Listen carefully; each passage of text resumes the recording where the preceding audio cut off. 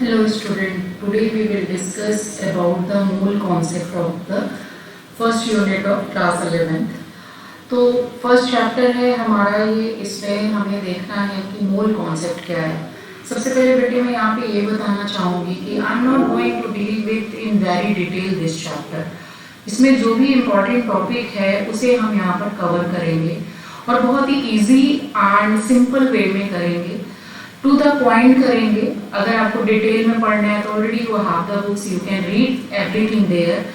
But generally बच्चों में मैंने ऑब्जर्व क्या किया है, प्रॉब्लम क्या आती है कि उनको लगता है कि ये चैप्टर बहुत बड़ा है और इसमें इतने सारे न्यूमेरिकल हैं कि जो समझ में नहीं आता।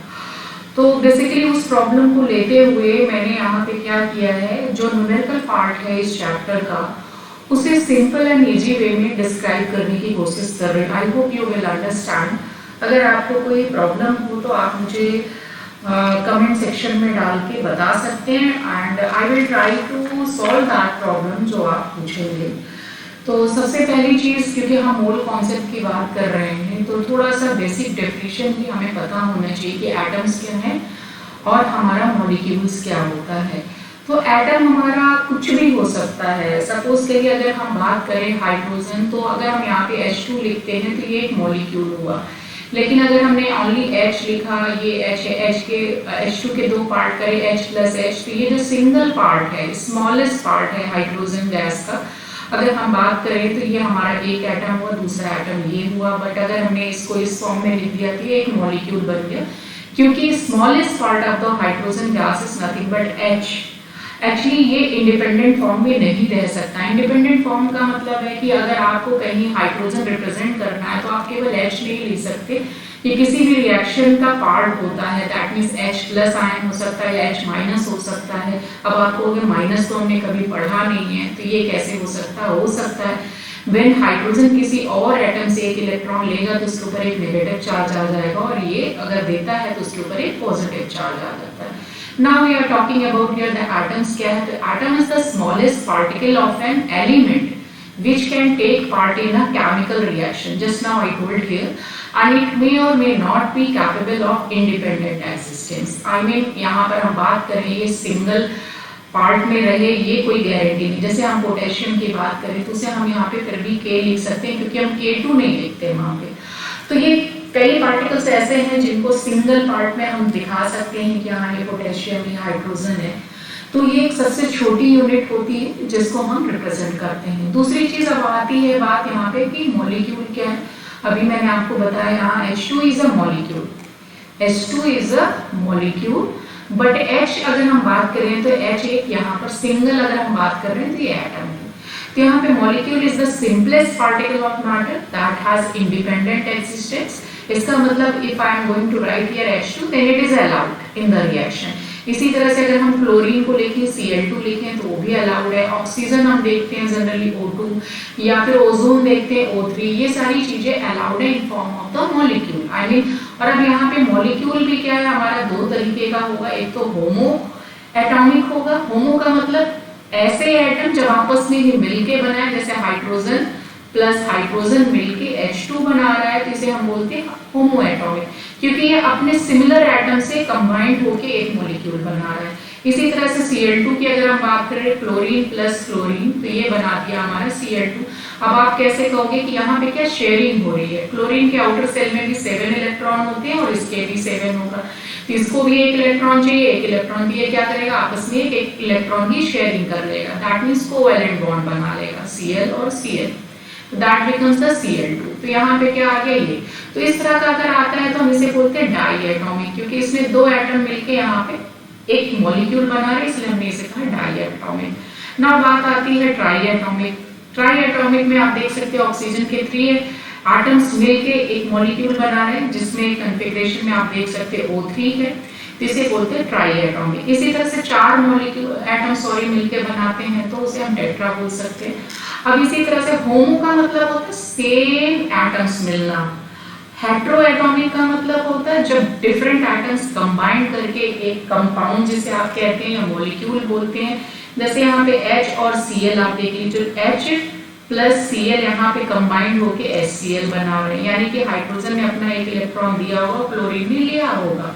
तो यहाँ पर हम बोलते हैं इसे हेट्रो, यानी जब दो डिफरेंट लोग आपस में मिलके शेयरिंग करके या डोनेट या गेन करके इलेक्ट्रॉन लूज हो रहा गेन हो रहा है, उस कॉन्सेप्ट से लेके अगर हम बनाए तो हम उसे हेट्रो एटॉमिक बोलते हैं। जैसे NH3 हुआ अमोनिया, इसी तरह से CH4 है, आपने ऑर्गेनिक केमिस्ट्री में देखी होगी CH4 that is a methane इसे बोलते हैं। तो अगर इस तरह से आता है तो हम इसे कंपाउंड भी बोल सकते हैं या फिर हम मॉलिक्यूल बोलते हैं, molecule of hetero atomic, I mean different atoms आपस में कंबाइन करके एक कंपाउंड या मॉलिक्यूल बनाते हैं। तो this is nothing but the concept of the atoms and molecules. जब आपको एटम एंड मॉलिक्यूल समझ में आ जाएगा तो हम इसे मोल निकालना सीख लेंगे। नाउ नेक्स्ट यहाँ पे हमारे पास मोल कॉन्सेप्ट क्या है। तो मोल अगर हम बाय बुकिश लैंग्वेज की बात करें तो mole is defined as the amount of substance which contains same number of elementary particles, मतलब वो हो सकता है एटम भी हो सकता है, मॉलिक्यूल्स हो सकता है और आयंस हो सकता है। आज the number of atoms present in 12 gram of carbon that is nothing but C12। तो जब भी हम मोल कॉन्सेप्ट पढ़ेंगे तो हम यहाँ पर देखेंगे कि बेसिक जो कैलकुलेट किया गया था वो कार्बन के हेल्प से किया गया था, तो इसको एक स्टैंडर्ड मान लिया गया था 12 ग्राम ऑफ कार्बन। अगर हम बात करें कार्बन का एटॉमिक नंबर तो 6 होता है, बट इसका एटॉमिक वेट जो होता है वो 12 होता है, और उस एटॉमिक वेट के अकॉर्डिंग ही हम यहाँ पर मोल निकालते हैं। और एक चीज और यहाँ पे मैं बताना चाहूंगी कि अगर हम यहाँ पे तो डेफिनेशन की बात करें और इसको दूसरे डेफिनेशन में भी हम देखेंगे कैसे, लेकिन हाँ अगर किसी प्रॉब्लम में मोल हमें निकालना है कि कितने मोल हैं, तो सबसे पहली चीज हम इसके देखेंगे 3 फॉर्मूले देखेंगे। उन 3 फॉर्मूले के बेसिस पे अगर आपको न्यूमेरिकल सॉल्व करना है तो मोल को 3 डिफरेंट वे से हम कैलकुलेट करेंगे। लेट्स सी दैट कि हमें अगर यहाँ पे number of moles, the first formula for this is nothing but the number of moles. Number of moles equal to nothing but the given mass of substance. अब substance अगर मैं बोल रही हूँ तो इसका मतलब क्या हो सकता है, वो एक एटम भी हो सकता है या मॉलिक्यूल भी हो सकता है। Anything you can take here. Given mass of the substance, I mean आपके प्रॉब्लम में मास गिवन होगा।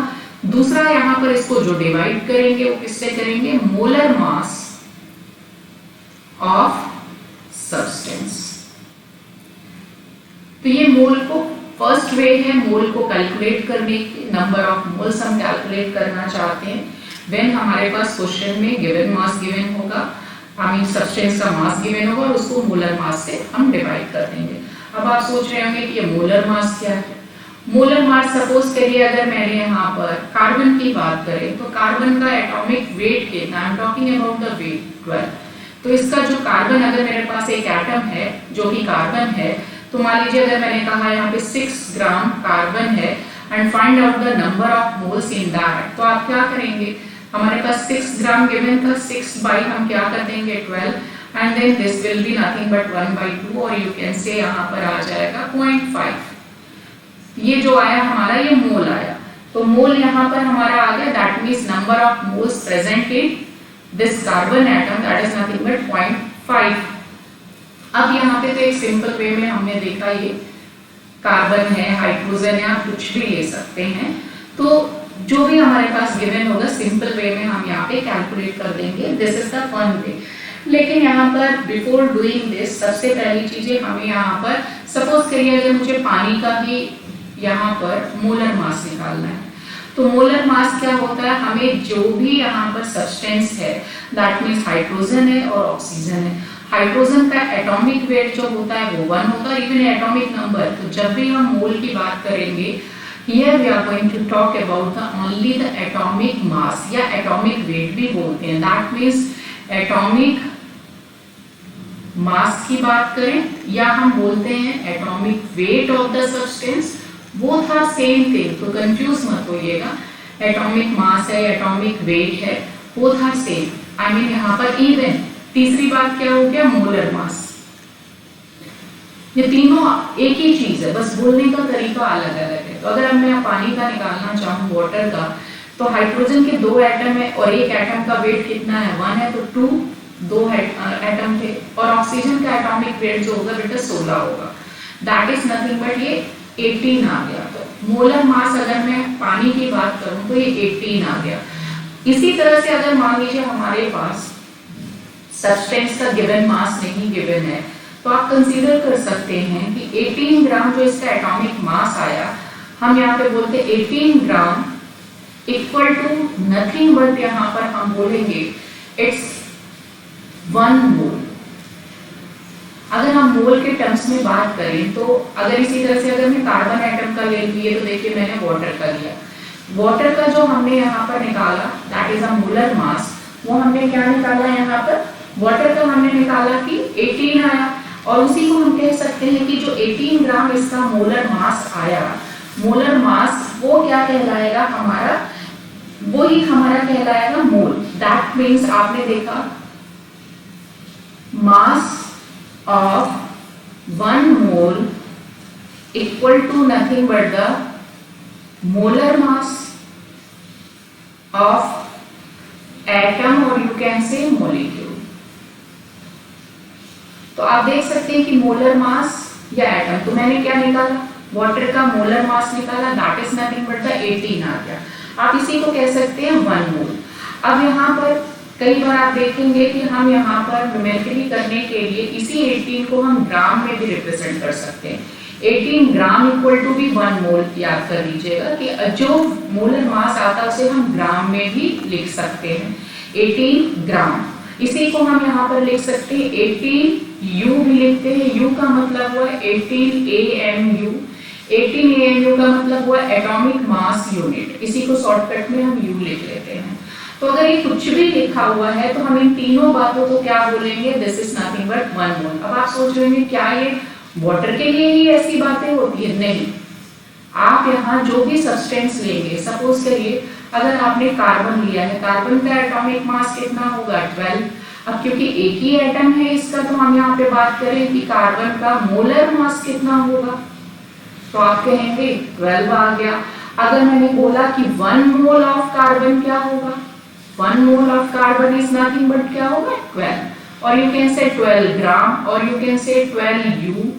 ये सारी चीजें हम यहाँ पे बात करेंगे, तो अगर हम मोल के टर्म्स में बात करें तो 1 मोल इक्वल टू 18 यू भी लिख सकते हैं, और you can say 12 gram equal to this. तो ये अब इसी तरह से अगर मैंने यहाँ पे NaCl ले लिया, Na का जो वेट होता है वो 23 होता है, क्लोरीन का 35.5 होता है।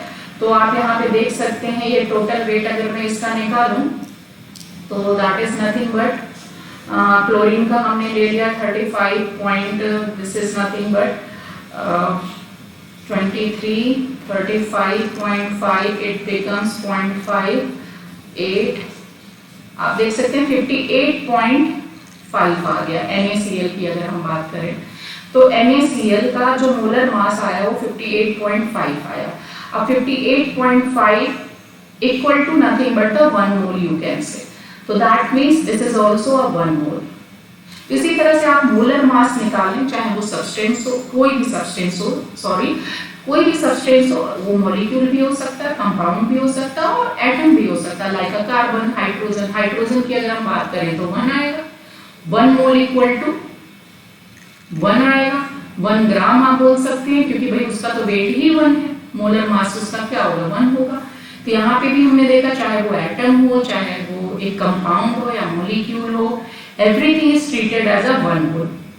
अब इसमें एक चीज और मैं यहाँ पे आपको बता दूं कि अगर हम बात करें, लेट्स टेक ऑक्सीजन। अगर मैंने बोला ऑक्सीजन का जो मोलर मास होगा वो क्या होगा, एटॉमिक वेट अगर हम बात करें तो 16 होता है। अगर मैंने कहा 1 mole equal to 16 gram, okay.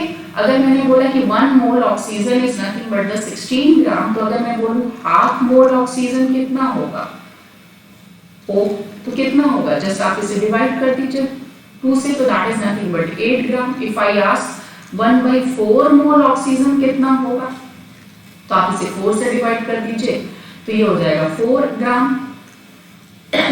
अब ऐसा नहीं कि ऑक्सीजन की हम बात कर रहे हैं, अभी पीछे हमने पानी लिया, पानी का आपने देखा मोलर मास कितना आया, 18 आया था। अगर मैंने कहा यहाँ पे 1 मोल इक्वल टू 18 ग्राम आ रहा है, तो हाफ मोल अगर हम पानी की बात करें तो ये कितना आ जाएगा 9 ग्राम।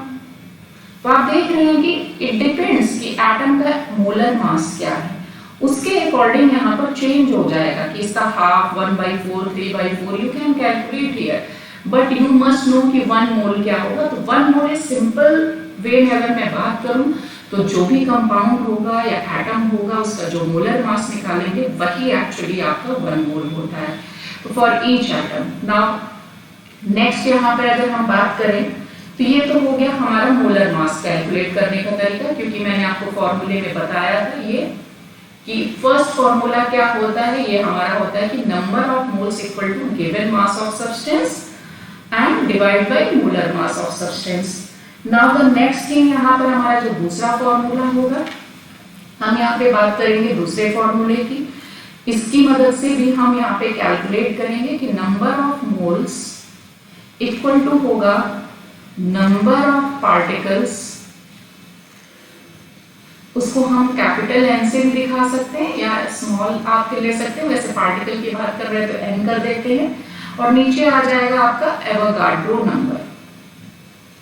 एवोगाड्रो नंबर अभी मैं बता रही हूँ कि एवोगाड्रो नंबर क्या है, इसे हम रिप्रेजेंट करेंगे Na। A stands for Avogadro. तो number of moles equal to number of particles. आपको सब्सटेंस में पार्टिकल्स दे रखे होंगे कि एक सब्सटेंस में कितने पार्टिकल्स है, तो उसको एवोगाड्रो नंबर से आप डिवाइड कर सकते हैं। अब यहाँ पे जो Na की वैल्यू होती है स्टैंडर्ड वैल्यू है 6.023 इंटू 10 की पावर 23 आता है। तो ये हमारे क्या होते हैं कि एक एटम में जो हमारा ये नंबर आएगा कितना यहाँ पे प्रेजेंट होगा, तो 6.023। अगर हम यहाँ पे बात करें किसी भी सब्सटेंस की बात करें कि अगर हम एवोगाड्रो के टर्म्स में बात करें कि 1 मोल इक्वल टू क्या होगा 6.023 इंटू 10 की पावर 23 एटम्स प्रेजेंट होते हैं। अगर हम बात करें सपोज तो ये मेरे पास एक कंटेनर और इसमें मैंने यहाँ पे वाटर ले रखा है, यहाँ पे पानी है। अब हमें अगर ये बात करनी है कि एक पानी के 1 मोल में, 1 मोल का मतलब 18 ग्राम वाटर में कितने एटम्स पानी के बैठे हैं। सपोज करो ये भी पानी, क्योंकि अगर मैं बोलूं 1 बूंद पानी की बात करें तो आई डोंट नो 1 बूंद पानी में H2O के कितने पार्टिकल्स बैठे होंगे, यू डोंट नो। हम कैलकुलेट नहीं कर सकते, बट यहाँ पे साइंटिस्ट ने कैलकुलेट कर रखा है।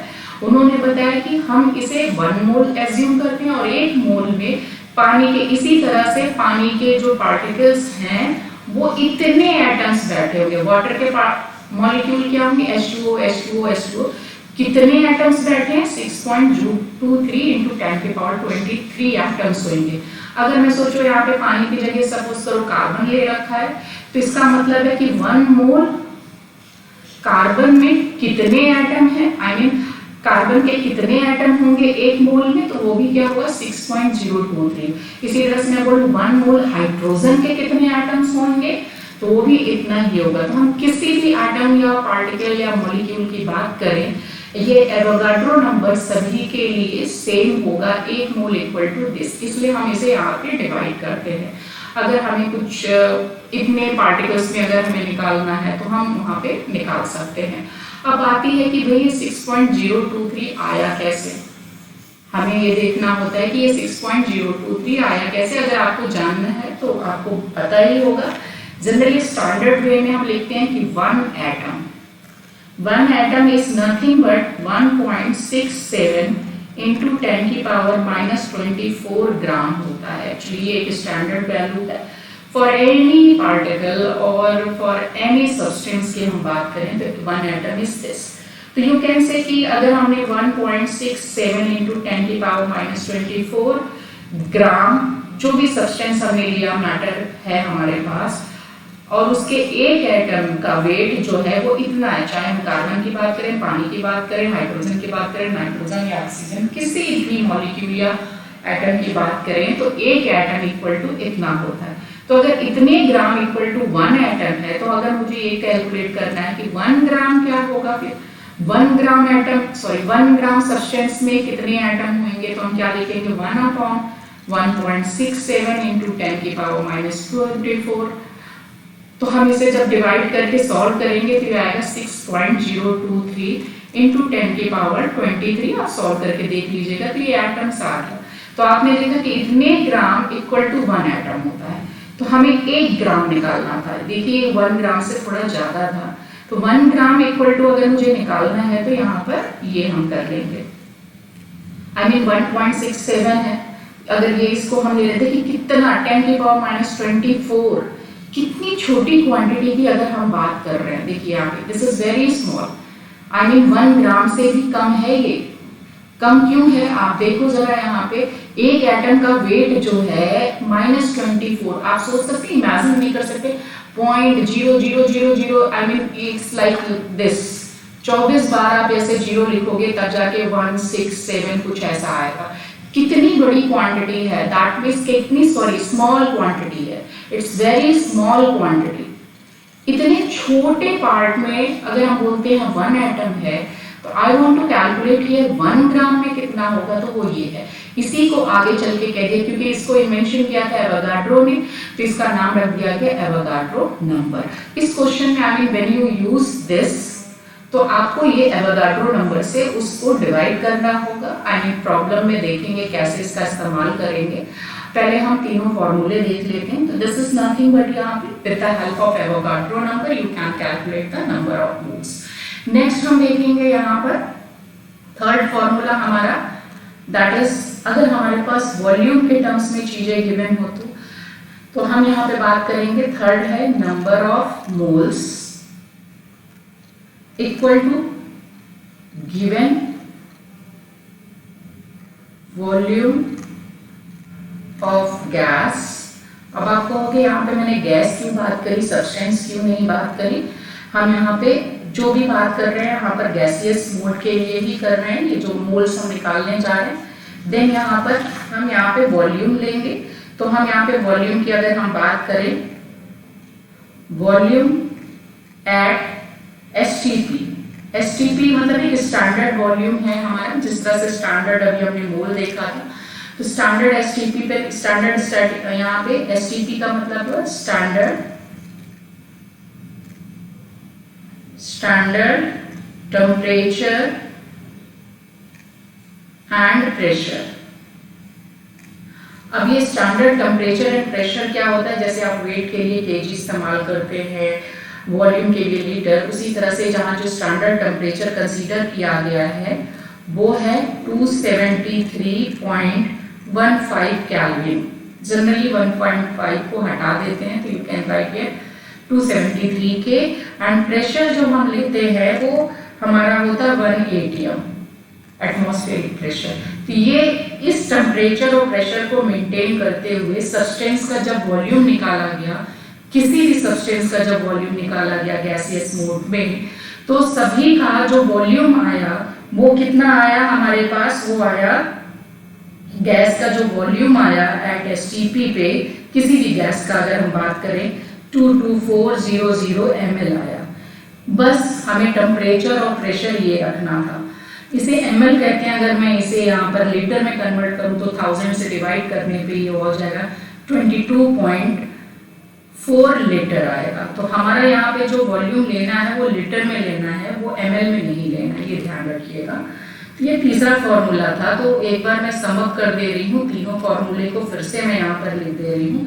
तो पहला मैंने यहाँ पे देखा कि number of moles equal to क्या होगा आपका, given mass of substance, particle, atom, molecule, कुछ भी कह सकते हैं। दूसरा क्या होगा आपका, divide by molar mass. Molar mass of substance shortcut में मैं लिख रही हूं, आप उसे देख लीजिएगा। नाउ द सेकंड हमने जो देखा, number of moles equal to number of particles. अगर हम पार्टिकल के टर्म्स में मोल्स को कैलकुलेट करते हैं, and then divide by Avogadro number Na।